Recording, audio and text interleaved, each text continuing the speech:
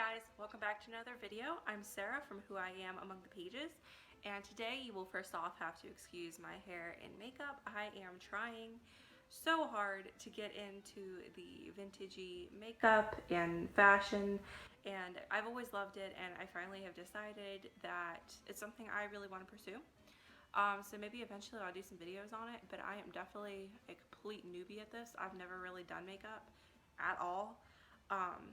Much less like trying to capture a certain look.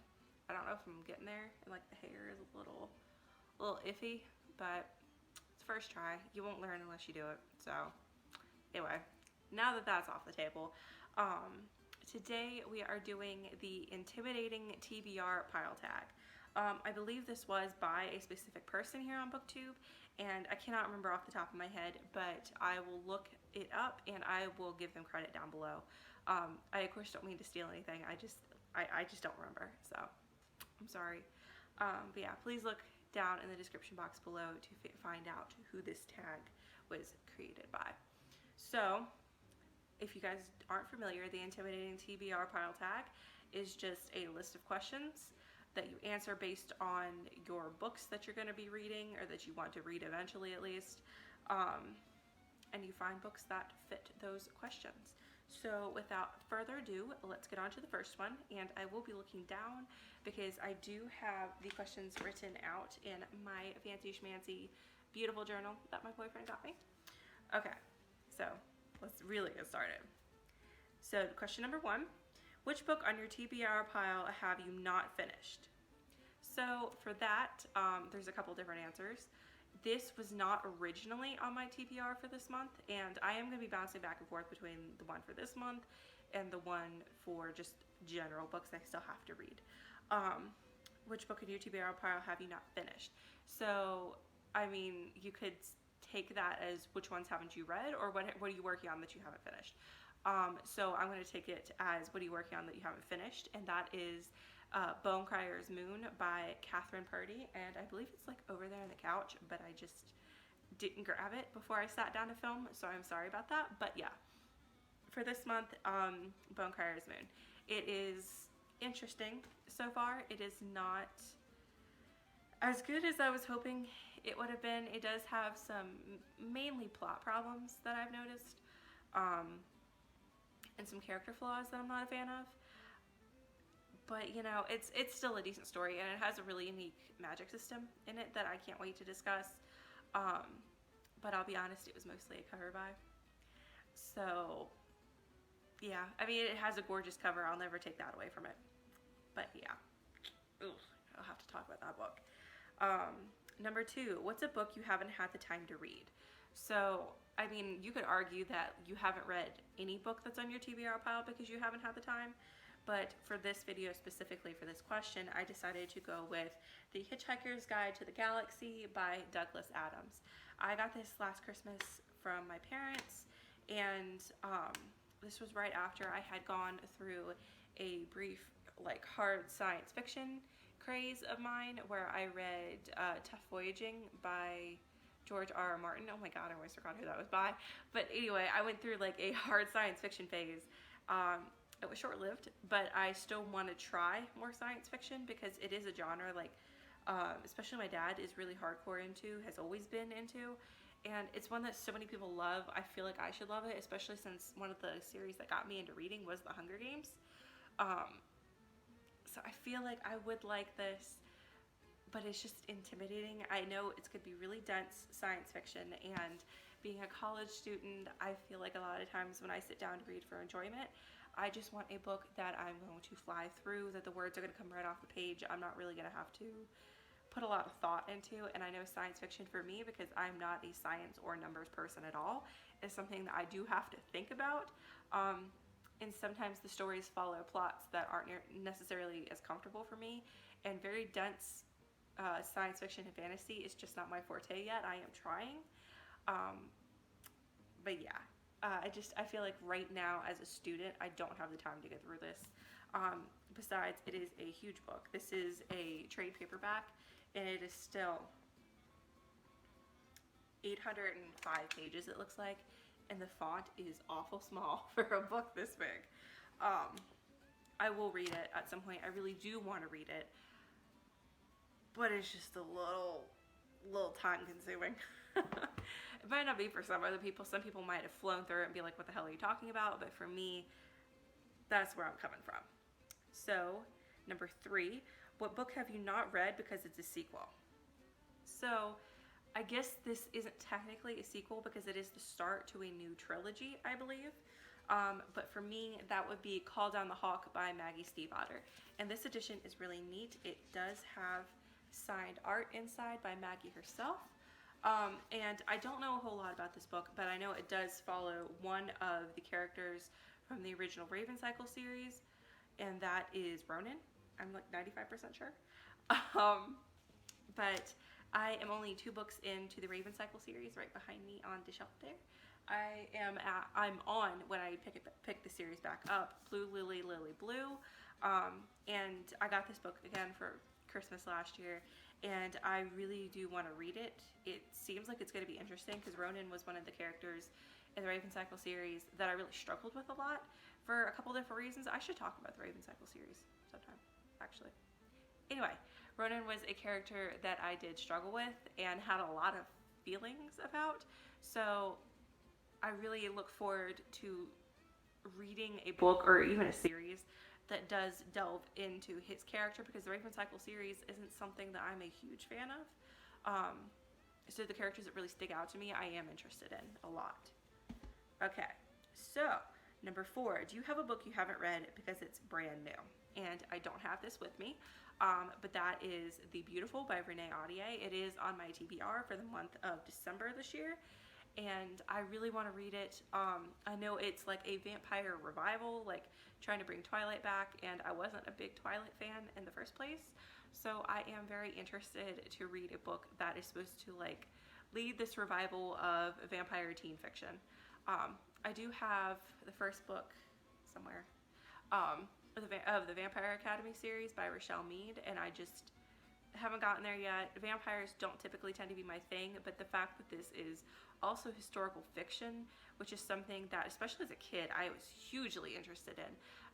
All of Anne Rinaldi's books I read at some point or another. The Magic Treehouse series was what really drug me into reading in the first place. So I feel like by adding another fictional element into things that is already something I love will help me get more invested in a vampire fiction series, because all in all, I do like paranormal fiction. No, I know nobody's ever read this, and it's such a shame, but Rebel Spirits by Lois Ruby is what really got me into the genre of, like, especially paranormal romance, because, you know, I don't want to give anything about that book away, because I don't think it's even in print anymore. If you want me to talk more about it, like, comment down below. I'm happy to. I'll do an entire book rant. I could read the book again in an afternoon. It's only like 100 and something pages. But yeah, I'm really interested to give paranormal romance another try, especially the vampire genre, because it's not something I was ever really crazed about. So I am interested. And I just got it. Like, I know it's not a new release, but it's brand new to me. So, number 5, have you got a book by an author you read before but didn't really like? So, I have tried to read this book in the past and just couldn't get through it. I hated it. But The Host by Stephanie Meyer, and I do not have that with me. I don't even remember. I'm pretty sure I still have the book itself, but I'm not 100% sure. If I have it, it'll be somewhere on the top shelves of my bookcase at home, where all of my mass market paperbacks tend to end up. But Stephanie Meyer, if you don't know, originally wrote the Twilight series, and I just finished talking about vampire fiction and my history with it. And, you know, I picked it up when I was in middle school. I think it was like right after the movie had come out, and I've still never seen the movie and have no plans to. But I knew I didn't like Stephanie Meyer. Like, I didn't like Twilight. But it was such like a unique book to me. I think because The Host, if I remember right, follows these people in like this post-apocalyptic world where these alien things have like invaded people's bodies and made them really nice. I remember it being very strange. But I still bought it, even though I knew I'd hate the author. And sure enough, I hated it and have really no plans to ever go back and read it. But at the same time, I'd be curious to try just because I think I was in 7th grade when I got that. I remember sitting in my 7th grade science class trying to read it. So that's been 8 years ago, probably, since I tried to read it. And I think that was meant for older YA readers. And of course, I was really not even quite to the YA point in my reading career yet. So I'd be curious to give it another try. So I am going to count it on my TBR because I didn't even finish it, I'll be honest. But yeah, so if you want to count that, please do. If you don't, I don't blame you. Moving on to number 6. Is there a book in your TBR pile that you're not in the mood to read? I feel like I'm about to expose myself. But if I'm going to be honest, I'm already working on it. I just left the book at home when I came down here to college to move apartments into my townhouse. But honestly, Dumplin' by Julie Murphy. I have to be in a very specific mood for contemporary fiction. I did just get a new contemporary book, which I will talk about in probably my next video, because I do want to get into contemporary fiction. I remember liking it when I was younger, and I don't know, just the older I've gotten, like I just don't have interest in it. But I am trying. So I thought Dumplin' would be a good book for me to try to get into contemporary, because I remember as a kid, I always wanted to do ballet. I always wanted to be in beauty pageants, but I was always a little chunky. Still a little chunky, but for that reason and so many more, I never did any of that. I played baseball. I was a Girl Scout. I dug worms out of the grass and played with them. I was that kid. Kind of weird, but so Dumplin' does follow a chunky teenage girl. She is younger than me. I think she's like 16. And her mother is like the head of the Texas Bluebonnet pageant, and it's one I'd even heard of. It's a real pageant as far as I know anyway. And the main character is struggling to fit into the pageant world when she just decides to take on like the ultimate challenge to see how strong your self-esteem really is and be in one herself. It deals with grief because she has just lost her aunt, I believe about a year ago, to something that's very near and dear to her, to complications related to morbid obesity. So I think that's really important to explore in YA fiction, as well as the struggles with self-confidence are also very important to discuss. But I have to admit, I'm just not feeling it. Like, I think I'm like 100 and something pages into it. I was just not feeling it. Like, I am going to finish it because it's not that long of a book at all. I think it's like 370 pages if I remember right. But I'm just not in the mood for contemporary. I don't know what I was thinking when I picked it for a December TBR, because during the winter I am like strict fantasy, and I do like a romance every now and then, but I don't want to give too much away because I'm going to do a book rant on it. But the romance in Dumplin' is not something I am a fan of. Yeah. So, not in the mood for Dumplin', long story short. 7, what book have you put off reading because it's huge? So, I debated between a couple for this. The runner-up was Game of Thrones by George R.R. Martin. I've read Game of Thrones, I think when I was a freshman in high school. So I was much too young to be reading it, and I'll admit there are some parts of the book that like scarred me for life and creeped me out and grossed me out. Some of the details I don't think I was ready for as a reader, but now, between the stuff I've had to read for some of my classes and some of the stuff I've read in my personal reading, I know I'm ready to tackle the themes and the goings on in those books, but they're enormous. Anyway, that is not what I picked. The book I did pick, however, is, I almost dropped it, The Chunk, Priory of the Orange Tree by Samantha Shannon. And, what can I say other than look at the size of this beast? It is, if you'll give me a second, I will find out. It is, those are the acknowledgements. Oh, there's a whole, index in the back. Okay. Wow, this is even more intimidating now. It is a little over 800 pages, and I swear this thing has, 9-point font. It is tiny. Well, it's not that small, but it's small. And it was super expensive when it came out. It was $32 in the US, and I kept the receipt because if you are a Books A Million member, one of the sales they usually do every year. I don't think they did it this year because of everything with the pandemic. They do a penny a page sale. So this was 800 pages. Apparently they counted it as 747 pages, so a little bit cheaper. So yeah, I paid after tax $787. Yeah, it's the only reason I actually ended up buying it, because I was curious about it after seeing reviews and people loving it. But there was no way that my broke ass was paying $32. Oh crap, I can't get the receipt back in the book. Was paying $32 for a hardcover, as much as I might want it.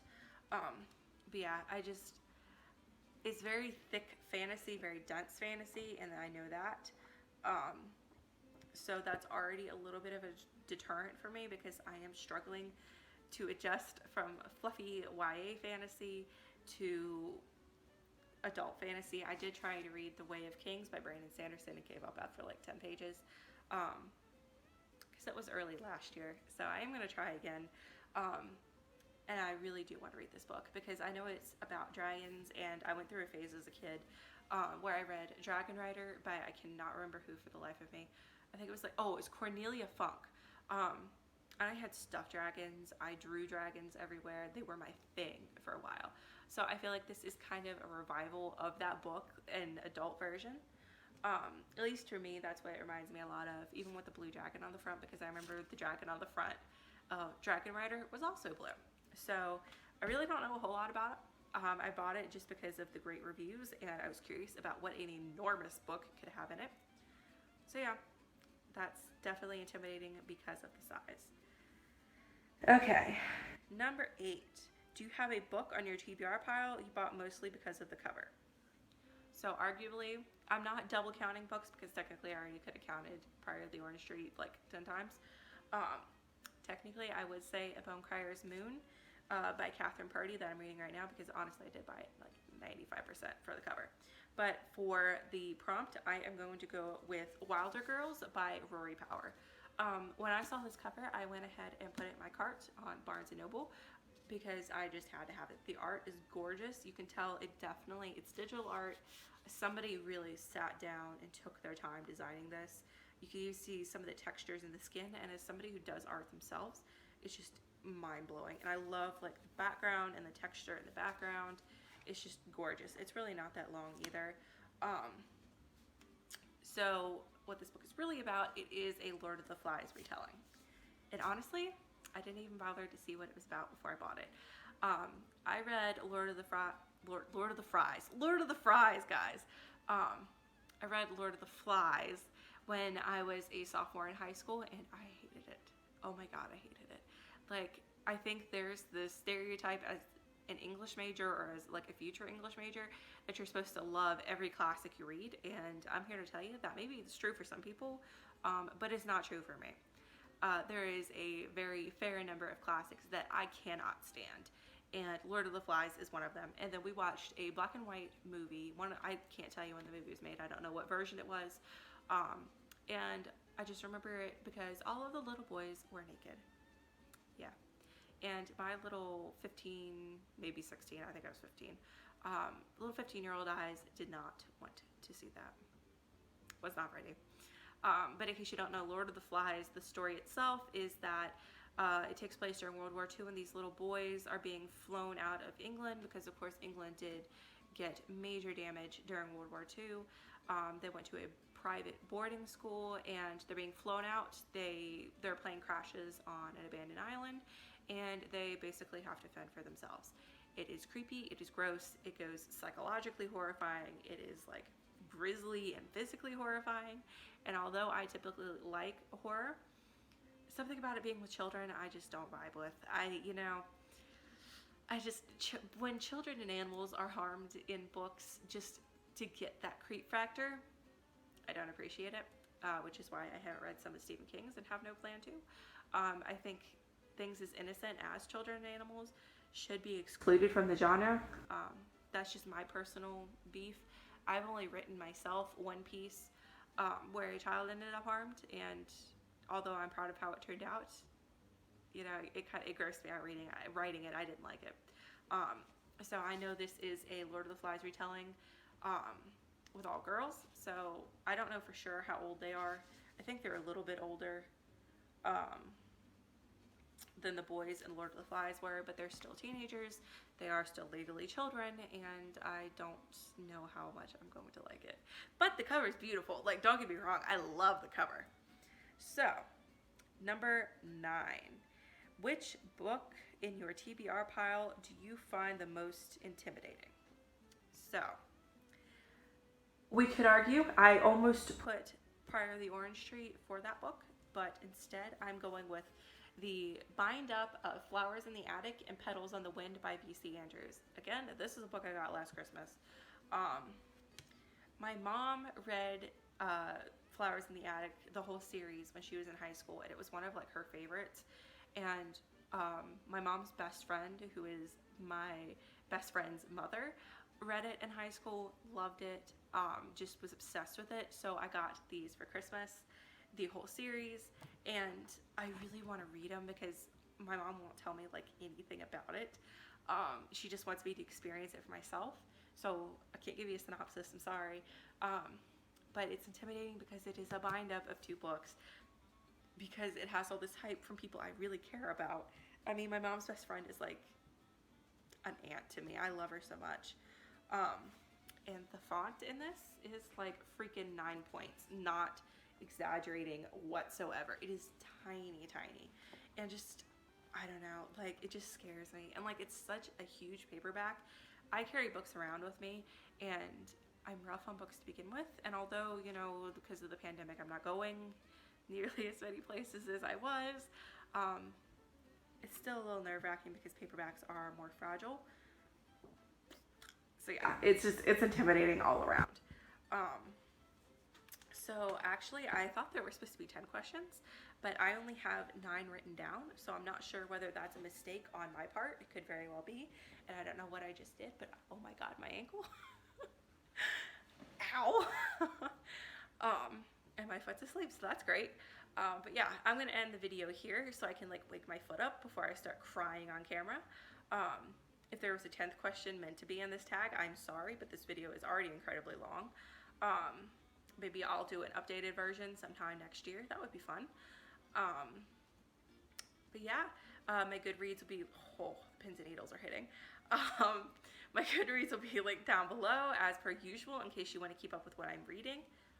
And my Wattpad is also linked down below if you want to see how I write, what I write about.